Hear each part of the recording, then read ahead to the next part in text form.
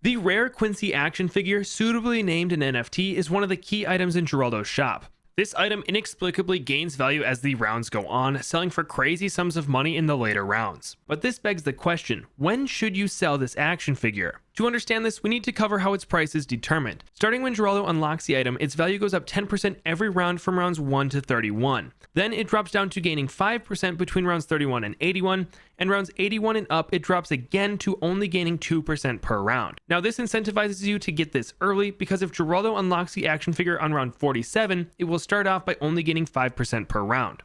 Now, some people look at this piecewise function and target the rounds where the percent drops, most notably round 80, but I think selling here is a huge mistake. I mean, what about round 81 is so scary that you need a huge influx of money to beat it? Instead, I think when we should sell it depends on the game mode. Starting with bosses, there are two scenarios that can happen.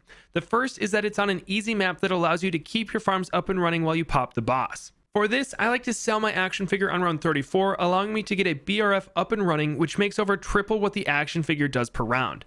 Then you can use this BRF money to pay for your boss defense, which will let you come out of the first encounter very rich, and even letting you get a 2 BRF Monkeyopolis on round 48, which is almost as fast as if we'd been running Benjamin. The other scenario is if you are on a hard map and you have to sell all of your farms in order to beat the first tier. For this, you can just take the simple approach of selling the NFT on round 40 to pay for the defenses. Then, once you take down the tier 1 boss, just transition into normal farming.